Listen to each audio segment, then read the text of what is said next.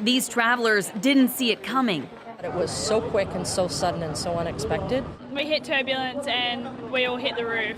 And the oxygen masks came down and you had a lot of panic. And then it was over.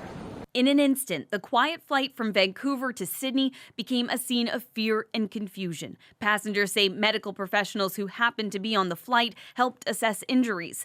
Then the plane was turned around and diverted to Honolulu. Air Canada says 35 customers sustained minor injuries from what it calls unforecasted and sudden turbulence. Hawaiian officials later clarified that 37 passengers and crew were injured, 9 seriously. We had several patients with neck and back injuries, some with lacerations to the head, some head injuries. In cases of clear air turbulence, crews often don't have time to tell passengers to buckle up. The seatbelt signs weren't on. We had no indication that anything was going to happen. In 2015, an Air Canada flight crew did see the turbulence coming and warned passengers. Even then, 21 people were injured. Canada's Transportation Safety Board later found that many passengers ignored instructions to fasten up. It shared this simulation to show what happens if turbulence hits when seatbelts aren't on. This flight attendant instructor says passengers shouldn't wait for a light or an order to buckle up. It's very important that passengers take responsibility for their safety. When you are sitting in your seat and you will have your seatbelt on, there's less of a chance to be injured because you won't become a projectile. After today's travel chaos, passengers are relieved to be on solid ground. Air Canada was amazing, and the ground crew here was amazing, and yeah, we don't know what happened. It was a freak accident. But some researchers say extreme turbulence is on the rise, and passengers should try to be as prepared as possible for the unpredictable. Jacqueline Hansen, CBC News, Toronto. Now, after the initial panic came focus and order imposed by a group of medical professionals who happened to be on board. One of them you heard from in Jacqueline's story. Linda Woodhouse is a physical therapist who helped assess the injuries. Here's her account. The plane dropped and you just saw people flying, individuals laying no longer in their seat but on the floor.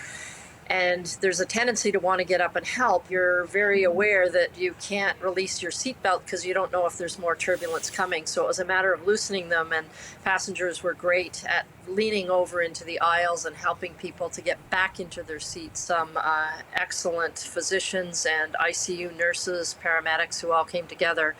And everybody lent their expertise to figure out who were the most serious of injuries. We had an ICU nurse with a booklet who walked around the plane, identified all the individuals who were injured, moved all those passengers to the front to sit in business class. As we landed, the crews were right there, paramedics, fire, all came on the plane, and they were able to be briefed as they entered the plane as to who was injured and which ones needed to be taken care of first. As you heard also in Jacqueline's story, severe clear air turbulence was to blame for this incident and then the emergency landing. So we reached out to a professor of aerospace engineering to help us better understand just what that is.